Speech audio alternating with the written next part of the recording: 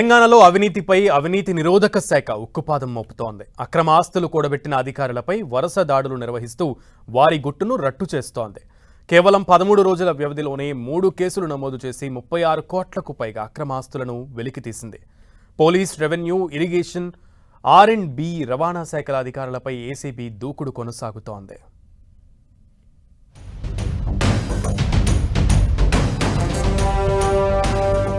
అక్రమ సంపాదనకు పాల్పడుతున్న అధికారులపై అవినీతి నిరోధక శాఖ ఉక్కుపాదం మోపుతోంది. గడిచిన 13 రోజుల్లోనే 3 DA కేసులు నమోదు చేసి దాదాపు 37 కోట్ల విలువైన అక్రమాస్తులు గుర్తించింది.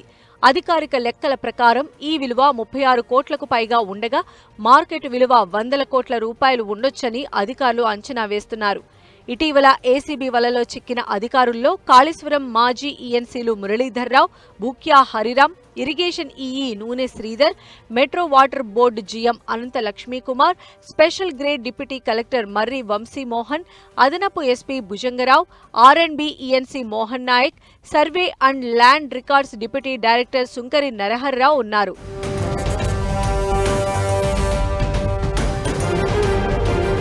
ప్రజలతో ప్రత్యక్ష సంబంధాలు ఉన్న శాఖల్లోనే ఎక్కువగా అవినీతి కేసులు బయటపడుతున్నాయని ఏసీబీ గణాంకాలు చెబుతున్నాయి. ఈ ఏడాది నమోదైన కేసుల్లో పోలీస్ శాఖ అగ్రస్థానంలో నిలిచింది. జూన్ 16 వరకు పోలీసు అధికారులపై 14 కేసులు నమోదవ్వగా రెవెన్యూ శాఖలో 13 కేసులు నమోదయ్యాయి. మున్సిపల్ శాఖలో 8, పంచాయతీరాజ్లో 8, విద్యాశాఖలో 6 కేసులు నమోదవ్వడం పరిస్థితి తీవ్రతను సూచిస్తోంది. మాజీ ఈఎన్సీ మురళీధర్రావు వద్ద 9.42 కోట్లు, ఈఈ నూనె శ్రీధర్ వద్ద 7 కోట్లు, మాజీ ఈఎన్సీ భూక్యా హరిరాం వద్ద 5.26 కోట్ల విలువైన అక్రమాస్తులు గుర్తించారు అధికారులు. తాజాగా నిజామాబాద్ ఎక్సైజ్ సూపరింటెండెంట్ మల్లారెడ్డిపై ఆదాయానికి మించిన ఆస్తుల ఆరోపణలతో ఏసీబీ అధికారులు 11 చోట్ల సోదాలు నిర్వహించారు. మల్లారెడ్డి వ్యవహారంలో కింది స్థాయి సిబ్బందే ఏసీబీకి ఫిర్యాదు చేస్తే ఎంక్వైరీ చేసి పక్కా ఆధారాలతో సోదాలు నిర్వహించారు.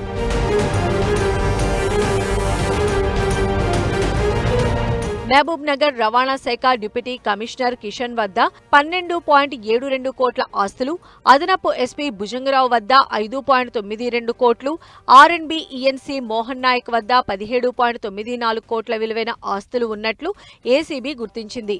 తాజాగా నరహర్రావు వద్ద 13.05 కోట్ల అక్రమార్జనను వెలికితీసింది. డిజిటల్ లావాదేవీలపైన దృష్టి పెట్టగా వరంగల్ సబ్ రిజిస్ట్రార్ ఆఫీసులో ఏజెంట్ల నుంచి ఏడాదిలో 42 లక్షలకు పైగా యూపీఐ లావాదేవీలు జరిగినట్లు గుర్తించింది. 2025లో 96.13 కోట్ల విలువైన అక్రమ ఆస్తులను గుర్తించిన ఏసీబీ 2026లో జూన్ మధ్య నాటికే 36.92 కోట్ల విలువైన ఆస్తులను వెలికితీసింది.